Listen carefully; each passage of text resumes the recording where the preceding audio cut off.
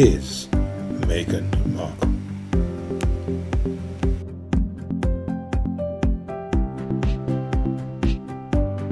Hi, this is Gary, psychologist, psychotherapist, family therapist, looking at who is Meghan Markle.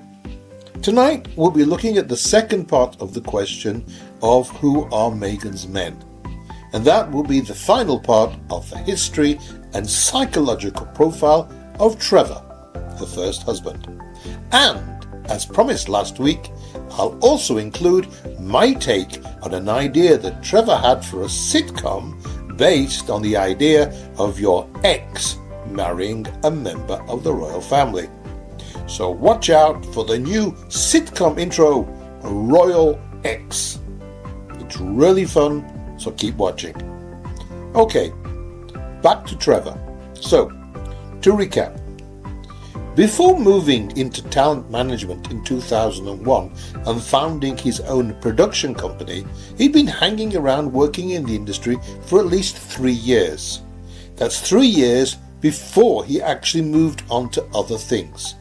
He did do his training in the business, he got to know the business, and he stayed in the business, even though he went very quickly since then, as clearly he is quite intelligent. So he moved into talent management, and then he founded his own production company, Underground. So he was already working in films and television when in 2004 he met Meghan. Was it by accident? Did she know who he was? Well, we'll see.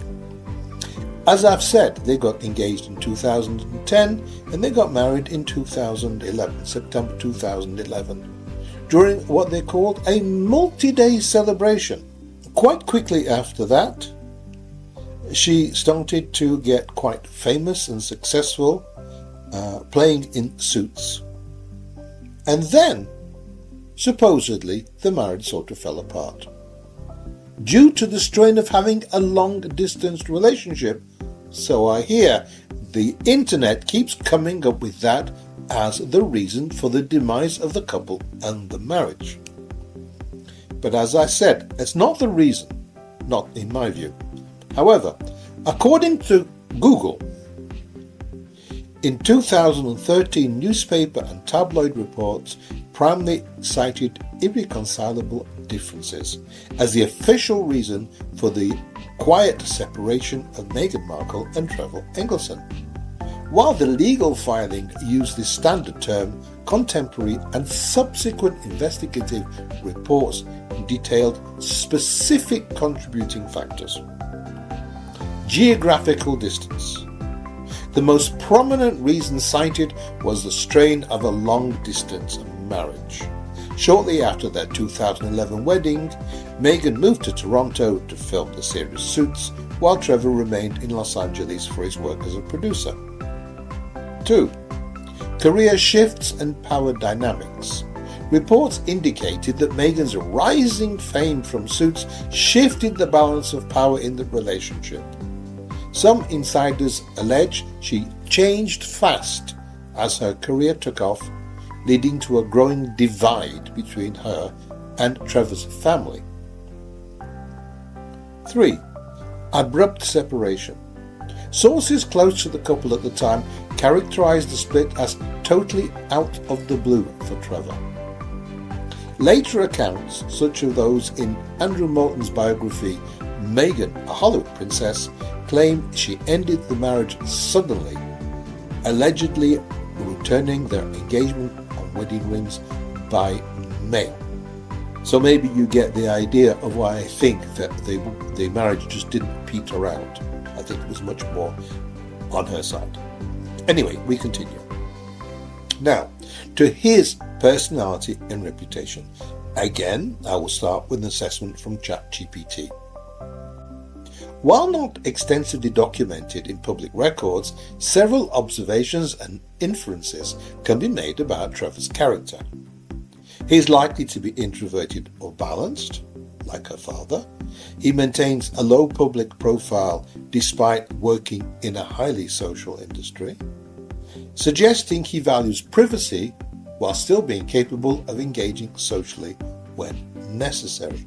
And I would suggest that Harry has some of that. And also, I personally believe it's similar to Thomas. He's generally quite quiet, he has avoided sensational media appearances and refrained from public drama. I think that he could, or even should have created some public drama after the divorce. Now, after the remarriage of Meghan, he had already remarried, but he certainly would have had things to say. And the media would certainly be interested in hearing what he had to say about that. But no, he stayed reserved, he's polite, he's just a gentleman. I understand now that maybe he's written a book, but I haven't got that far yet. But I really think he's somebody of very, very high moral character. That's my opinion.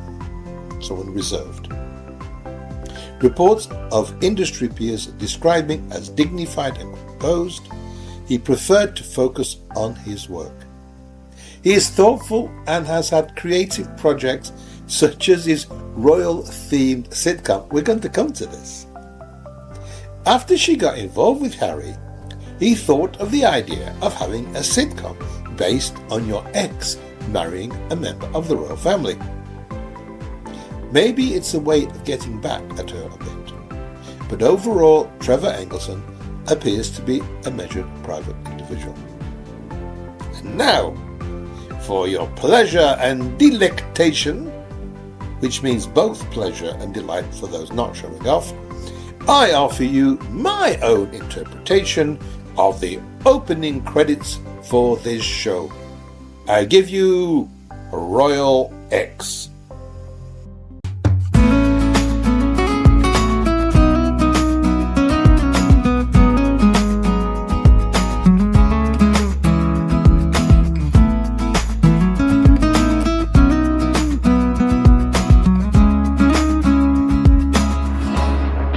I used to worry about rent and the weather, but I thought our love would last forever. I lost your love, you found a crown. I lost my job, you own the town. No palace keys, no royal flags, just me, my flight, and my royal ex. I lost your soul like you own the crown. The Reagan music's so abhorred with now. But I lost your love, you found a crown. I lost my job, you own the town. No palace keys, no royal flags, just me, my flight, and my royal legs. I'm never get ungrateful with my heart, 'cause you on me live today.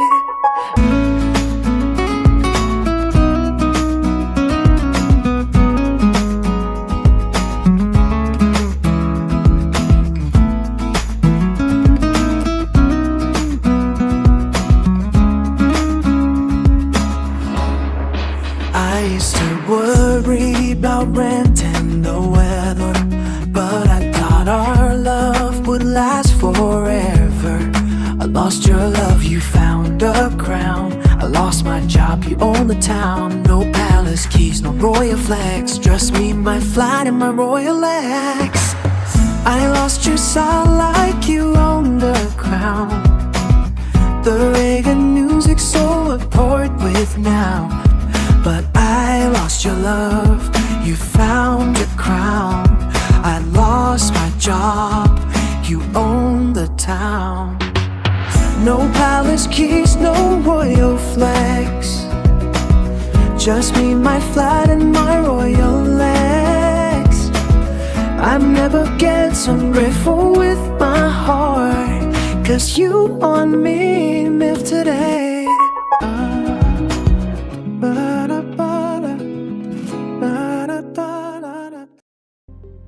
So, to return to real life and to Trevor.